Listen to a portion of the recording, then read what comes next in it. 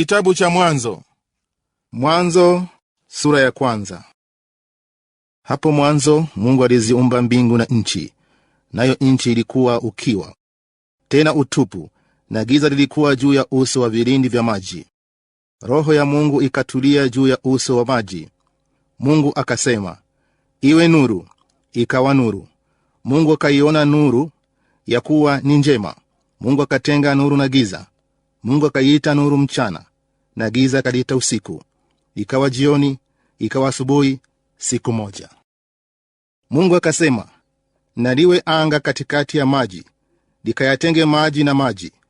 Mungu akalifanya anga, akayatenga yale maji yaliyo juu ya anga na yale maji yaliyo chini ya anga. Ikawa hivyo. Mungu akaliita lile anga mbingu.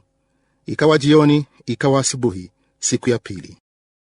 Mungu akasema, maji yaliyo chini ya mbingu na yakusanyike mahali pamoja, ili pakavu paonekane. Ikawa hivyo. Mungu akapaita pale pakavu nchi, na makusanyiko ya maji akayaita bahari. Mungu akaona ya kuwa ni vyema.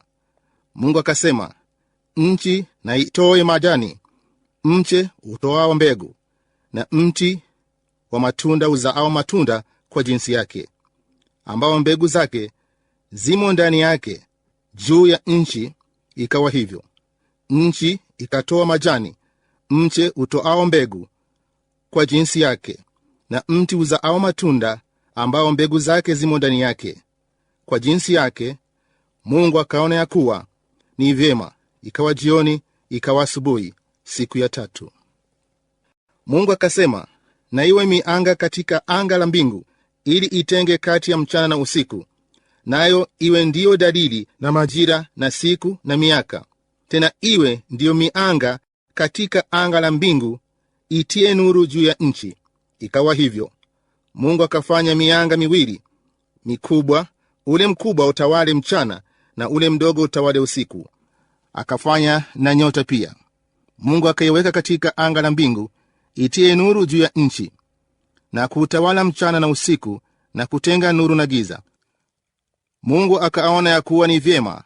Ikawa jioni, ikawa asubuhi, siku ya nne.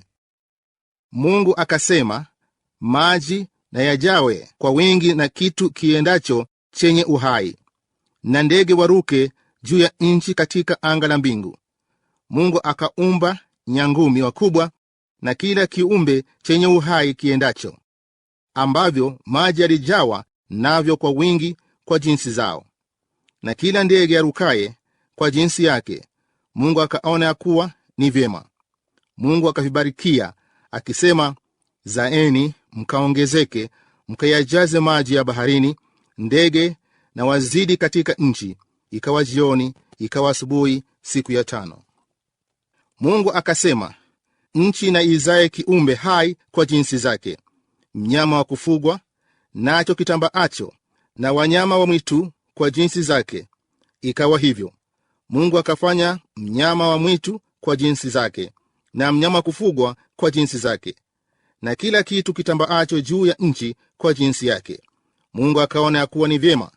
Mungu akasema, na tumfanye mtu kwa mfano wetu, kwa sura yetu, wakatawale samaki wa baharini, na ndege wa angani, Na wanyama na nchi yote pia, na kila chenye kutambaa kitambaacho juu ya nchi.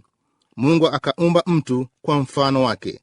Kwa mfano wa Mungu alimuumba, mwanamume na mwanamke aliwaumba. Mungu akawabarikia. Mungu akawaambia, zaeni mkaongezeke, mkaijaze nchi na kuitiisha, mkatawale samaki wa baharini na ndege wa angani, na kila kiumbe chenye uhai kiendacho juu ya nchi. Mungu akasema, tazama, nimewapa kila mche utoao mbegu ulio juu ya uso wa nchi yote pia, na kila mti ambao matunda yake yana mbegu. Vitakuwa ndivyo chakula chenu, na chakula cha kila mnyama wa nchi, na cha kila ndege wa angani, na cha kila kitu kitambaacho juu ya nchi chenye uhai. Majani yote ya miche ndiyo chakula chenu. Ikawa hivyo. Mungu akaona kila kitu alichokifanya, na tazama, ni chema sana. Ikawa jioni, ikawa asubuhi, siku ya sita. Mwanzo sura ya pili. Basi mbingu na nchi zikamalizika na jeshi lake lote, na siku ya saba Mungu alimaliza kazi yake yote aliyoifanya, akastarehe siku ya saba. Akaacha kufanya kazi yake yote aliyoifanya. Mungu akaibarikia siku ya saba, akaitakasa, kwa sababu katika siku hiyo Mungu alistarehe. Akaacha kufanya kazi yake yote aliyoiumba na kuifanya. Hivyo ndivyo vizazi vya mbingu na nchi zilipoumbwa. Siku ile Bwana Mungu alipoziumba mbingu na nchi, hapakuwa na mche wa kondeni bado, wala mboga ya kondeni haijachipuka bado, kwa maana Bwana Mungu hajainyeshea nchi mvua, wala hapana mtu wa kuilima ardhi. Ukungu ukapanda katika nchi, ukatia maji juu ya uso wote wa ardhi. Bwana Mungu akamfanya mtu kwa mavumbi ya ardhi, akampulizia puani pumzi ya uhai, mtu akawa nafsi hai. Bwana Mungu akapanda bustani upande wa mashariki wa Eden, akamweka ndani yake huyo mtu aliyemfanya. Bwana Mungu akachipusha katika ardhi kila mti unaotamanika kwa macho na kufaa kwa kuliwa, na mti wa uzima katikati ya bustani, na mti wa ujuzi wa mema na mabaya. Ukatoka mto katika Eden wa kuitilia bustani maji, na kutokea hapo ukagawanyika kuwa vichwa vinne. Jina la kwanza ni Pishoni, ndio unaozunguka nchi yote ya Havila, ambako kuna dhahabu, na dhahabu ya nchi ile ni njema.